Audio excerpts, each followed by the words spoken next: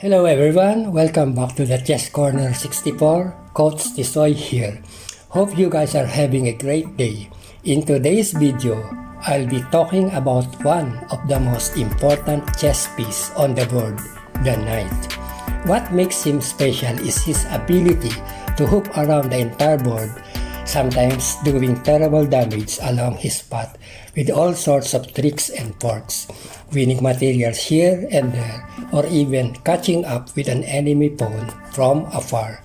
Let us illustrate this with some examples. Play continues. King d6, knight b8, king c7, knight a6 check, king b6, knight b8, and white cannot drive the knight away. Let's see what happens if the pawn is a rook pawn. King c6, knight a8, king b7 wins. Now let's move the position one square backwards. Here, the knight copes with the situation excellently. Let's see. King c5, knight a7, king b6, knight c8, king b7, knight d6 check, king c7, knight b5 check, king b6. Apparently white has succeeded, but black has knight d6, a7, knight c8 check, and draws. The next example shows how a knight can catch up with a pawn from afar. Here it is black's move and plays knight d3. The knight must reach b7 or b8. It cannot approach the pawn from the right because the enemy king obstructs it. So he comes around from left. Let's see. b6, knight b4, b7, knight a6, and draw. If white plays king d5 on move 2, this will happen. King f3, king d4, knight f4, b6, knight e6 check, king d5, and knight d8. The following study by Grigoriev in 1938 provides a beautiful illustration of a knight's possibilities. White's king is far away, so his knight must combat the opponent's forces alone. After king g2, king c5 followed by b3, the knight is unable to stop the pawn. So let's break down the position to its essentials. When the pawn is on b2, white draws if his knight reaches one of the three squares, a3, c3, or d2. But how is this to be achieved? Let's see. Knight c7 check, king c4. If king d4, king g2, b3, knight b5 check, and knight a3, while on king c6, knight e6, king b5, knight d4 check, king c4, knight c6, b3, knight a5 check. Now let's continue. Knight e8. A remarkable move. The knight seems to be going away from the pawn, but in fact, the knight takes a step back only to come forward again. The e8 square is an important focal point. Let's continue. b3, knight d6 check, king b4, or king d3, knight b5, b2, and knight a3. Let's proceed. Knight e4, b2, knight d2, and draws. There is another important property of a knight which it is worth being acquainted with. This ability to set up a barrier or barricades as I used to call them, across the path of the opponent's king. In this position, white's pawn is on the verge of promotion. The black king is way down and cannot help. The knight therefore must fight the pawn alone. We already knew that a knight alone cannot cope with a rook pawn on the 7th rank. White attacks the knight, drives it away, and queen the pawn. But the barricades across the path of the king save black. The square d6, d5, d4, and e6 are the barricades. Let's see what happens. King d6 is answered by knight b5 check.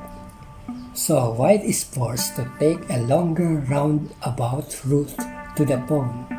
In the meantime, black's king is able to come up to the aid of the knight. Play continues. King f6, king g3, king e7, king f4, king d7, knight a8, king c6, king e5, king b7, king d6. The point, the knight sacrifices itself, but the white king is caught in a prison on a8. King takes a8, king c7. It is a stalemate. Here is another important drawn position. Again, a barricade has been set up across the path of the white king. The d5, d6, d7, and e6 squares. And again, white must go on a route of either e5, d4, c5, a6, b7, or the other way, f7, e8, d8, c7, b6. It takes 5 moves to reach b7, and black has time by sacrificing the knight at a8 to get his king to c7 and stalemate his opponent. The game proceeds.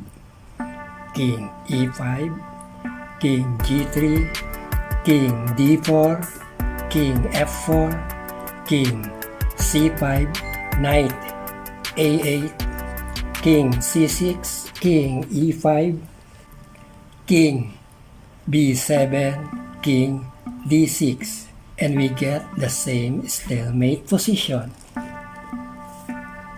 Once you become acquainted with these two positions, it is not difficult to solve the following study. Here, how is white to save the day?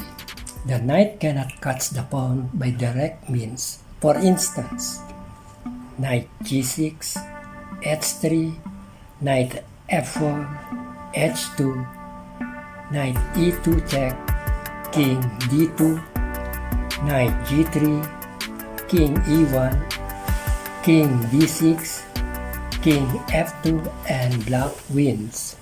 But it is not possible to exploit the position of black's king in order to catch the pawn.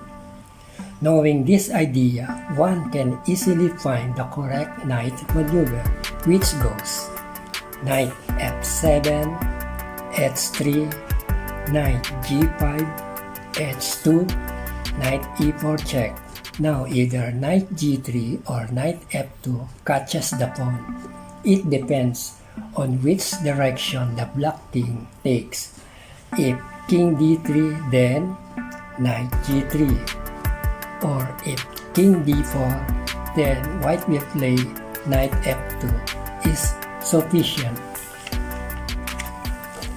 Both set up a barricades, so black's best plan is to start on detour immediately. Let's see. Knight f7, h3, knight g5, h2, knight e4 check, king c2. If now white plays knight f2, he loses after king d2, king d6, king e2, knight h1, king f3, king e5, king g2. So, knight g3, king d1, king d6, king e8, king e5, king f2. White is in time to protect the knight and force a draw. One is not always obliged to defend with a knight against a pawn. If the enemy king is on the corner, blocked by its own pawn, it is possible to construct a mating net around it. Here is the exceptional position. This position was known as long ago as the 12th century. White plays and mate in 3 moves. Knight b4 check, king a1, king c1, a2, knight c2, check and mate. Our lesson learned for today. Number 1, how a knight can catch up with a pawn from afar. Number 2, the knight's ability to set up a barrier or barricades. Number 3, how can a knight combat the opponent's forces alone? Number 4, what is a long roundabout route to the enemy pawn? Number 5, when is the king able to come up to aid his knight? And 6, how can a knight sacrifice himself to produce stalemate? Last but not the least, what is a barricade that the knight can set up across the path of the opponent's king? Now let's move on to our next puzzle. But before that, let's move on to solve our puzzle last time. Congratulations for those who have found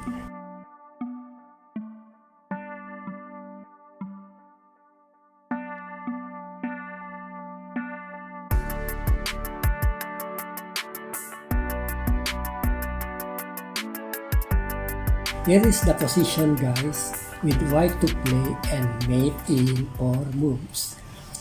As I promised, the solution will be given next video. That's it for now. Thank you very much for watching. Hope you enjoyed this video. Hope you learned something about it. Please like and subscribe and support our channel. Thank you very much. This is Coach Tisoy signing off.